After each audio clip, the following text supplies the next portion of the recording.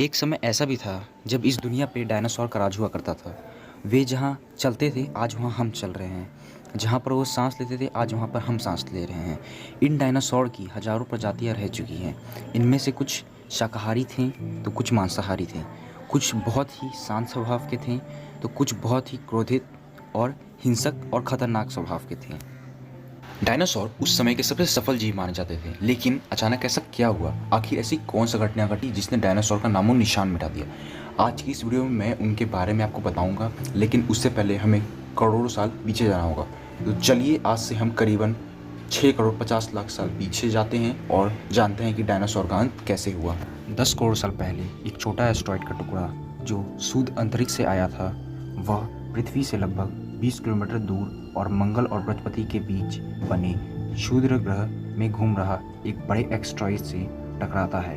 इस टकराने से उससे एक बड़े एस्टेरॉयड की दिशा बदल जाती है और वह क्षुद्र अंतरिक्ष से निकलकर सीधे पृथ्वी की ओर 22,000 किलोमीटर प्रति घंटा की स्पीड से बढ़ने लगता है।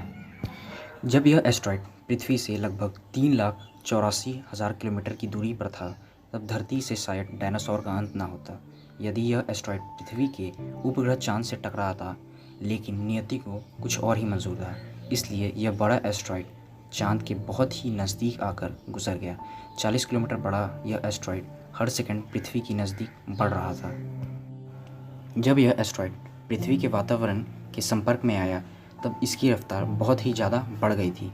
उस वक्त इसकी रफ्तार करीबन 70,000 किलोमीटर प्रति घंटा हो गई थी। पृथ्वी के वातावरण में घुसते ही फ्रिक्शन के कारण यह एक भयानक आग का गोला के रूप में तब्दील हो जाता। इसकी रफ्तार इतनी थी कि बस यह सिर्फ 4 मिनट में अटलांटिक ओशन को पार कर दिया। कुछ ही क्षण में यह एस्टेरॉयड मैक्सिको की खाड़ी के पास ज़मीन से टकराता है और लगभग 35 डिग्री सेल्सियस की ऊर्जा वाली एक भयानक विस्फोटक होती है।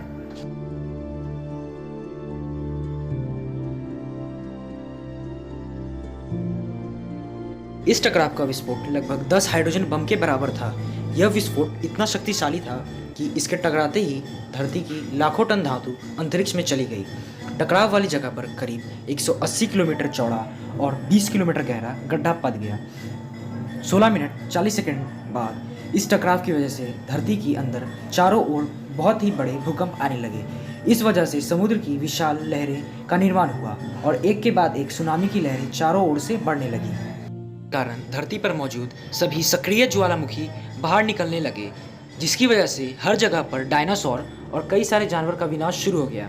धरती की महाविनाश की प्रक्रिया आरंभ हो चुकी थी। इस भयानक विस्फोट से रेडिएशन की मात्रा इतनी अधिक थी कि इससे 800 किलोमीटर के दायरे में आने वाले सभी जीव पशु जलकर राख हो गए।